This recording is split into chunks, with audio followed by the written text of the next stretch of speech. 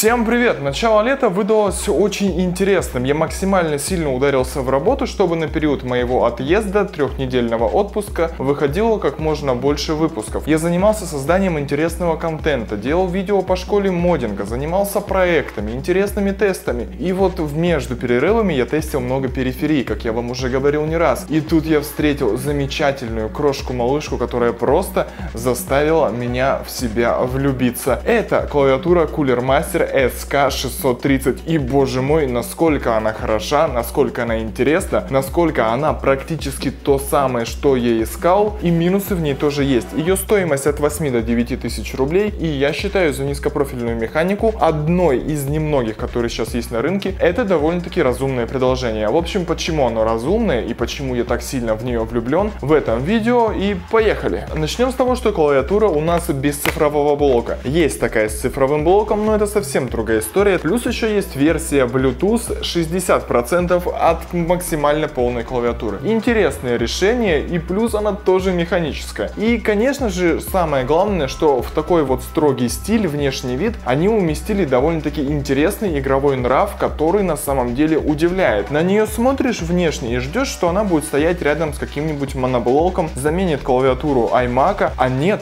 на ней хочется и интересно, на ней очень-очень круто играть. Все почему? Потому что здесь стоят Cherry MX Red Low Profile. Очень крутые, очень тихие, очень отзывчивые, чуть более мягкие, в отличие от сильверов, но при этом намного жестче, чем Red стандартные. И это особый, опять же, их плюс. Мне, как человеку, который любит Cherry MX Black, перейдя на данные кнопки, было очень круто. Плюс они имеют ход более короткий, максимальный ход тоже более короткий, в отличие от кнопок. И сама по себе очень важная в плане эргономики посадка. Она очень низкая, она невысокая. И плюс угол ее подобран максимально комфортно и удобно. И отсутствие ножек, которые регулируют высоту, ну как бы вообще не парит. Но вернемся к переключателям, а именно к стабилизаторам, что тоже мне тут понравилось. Здесь нестандартные для Cherry, дублирующие кнопки Cherry стоят стабилизаторы, а здесь уже стабилизаторы механические. Они дают более интересный, более отзывчивый и менее смазанный ход. Для меня, как любителя именно таких стабилизаторов, это огромный плюс в данной клавиатуре. Напомню, что в моем любимом Claymore тоже используются такие стабилизаторы. Правда, выполнены они немножко по другому типу, потому что там идут стандартные классические переключатели. Плюс еще к эргономике и к нажатию мы добавляем то, что кнопки, хоть они и квадратные, и прямоугольные местами, хоть они и выглядят на первый раз как-то не по-игровому, но они отлично различимы, и это очень большой плюс. Я и на нее, когда первый раз посмотрел, я не ожидал, что на ней будет комфортно печатать, играть, а это все, оказывается, тут занесено. И занесено это все благодаря тому, что они максимально не пытались ее сплюснуть, сдвинуть, они просто сделали большое расстояние между клавишами. И несмотря на то, что клавиши по бокам не имеют скоса, различаются они отлично. И слепая печать игра. Все тут заходит прекрасно. Плюс еще добавляем сюда этот чудесный тайпинг. Это восхитительное нажатие, тихое. Если не долбить по кнопкам, то будет вообще прекрасно. А если еще добавить сюда круглые резиночки, что я хочу сделать и проверить уже в следующем видео, то мне кажется, будет вообще очень тихо, потому что сам по себе переключатель, если ты его нажимаешь, он никак не щелкает. Щелкает непосредственно основание кейкапа, которое касается самого переключателя. Что касается кейкапов, тут ABS с матовым покрытием. Символы здесь не такие большие, можно было сделать больше, но учитывая, что подсветка из-за того, что ближе к диоду расположен сам по себе кейкап, здесь немногим лучше и опущенные вниз русские символы видно. И еще плюс удачный угол,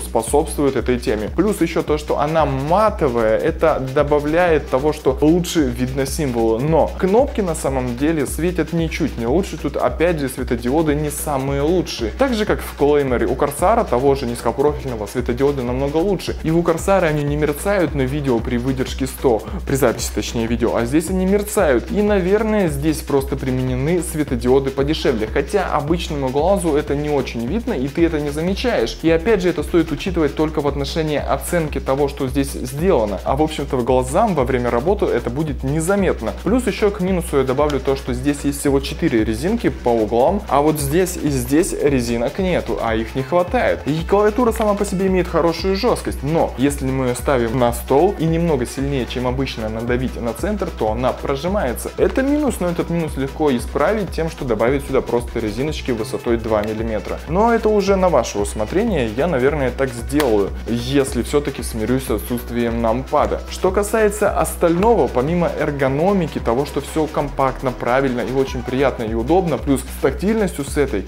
именно качество материалов, верхняя часть корпуса сделана из алюминия, нижняя из пластика неплохого, а между ними есть такая прослоечка, которая светится, и все это как вид внешне имеет, так имеет еще и очень приятное ощущение того, что алюминий, вот этот металл, хоть он и тоненький, а сделано это в угоду того, чтобы ее переносить, и даже в комплекте есть мешочек, в котором это можно таскать, и небольшой вес, и плюс еще отсоединяющийся кабель Type-C в оплетке, это весьма оправдано, и винить ее за тонкий металл не стоит. При этом она на столе стоит жестко, хорошие резинки, и в целом в этом направлении у меня нет никаких нареканий. Плюс тут стоит хорошая электроника, одновременное срабатывание клавиш не ограничено, и в принципе, клавиатура как рабочая лошадка, так и в играх себя показывает очень хорошо. Я допрошел до конца Assassin's Creed и больше вас им мучить не буду, потому что жду следующее дополнение, когда оно выйдет, но тем не менее здесь я даже немножко получше играл, хотя в принципе в эту игру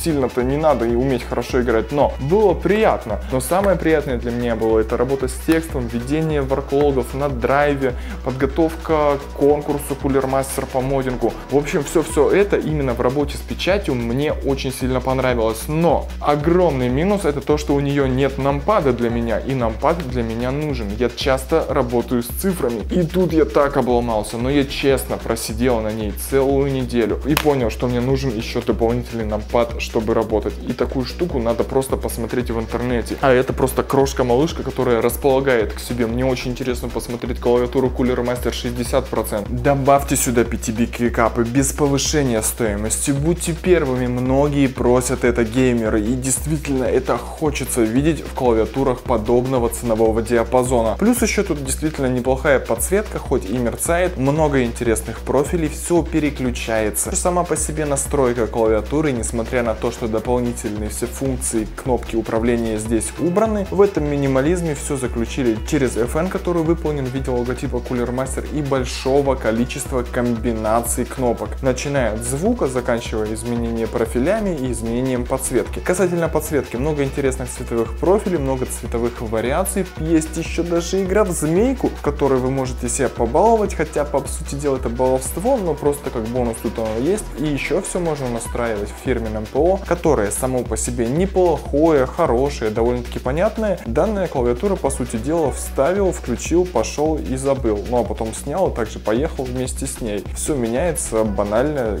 комбинациями клавиш. И Cooler Master молодцы, они сделали интересную крошку, интересную малышку, которая имеет очень строгое такое элегантное платье, которое с одной стороны нравится, а с другой стороны под этим вечерним нарядом скрывается задористый игровой нрав, от которого ты получаешь удовольствие. В общем, и поработать, и поиграться, и побаловаться с ней можно, благодаря змейке. Я думаю, в принципе, на этом видео стоит закончить. Я на самом деле очень сильно удивлен тому, что получил, потому что визуально от того, что ты видишь вот перед собой, и потом, когда ты это подключаешь и пользуешься этим, это совсем две разные клавиатуры. И я на самом деле думаю, что именно за низкопрофильными клавиатурами в ближайшее время будет очень такое большое будущее, потому что они намного интереснее своих классических собратьев, быстрее, приятнее, тактильность у них просто на высоте. Они еще тише, и плюс по стоимости, как мы можем видеть, они не сильно-то дороже своих противников. Жаль, что на рынке их сейчас немного, но хорошие предложения все-таки есть, и скажу честно, в обоих лагерях они довольно-таки интересные, просто они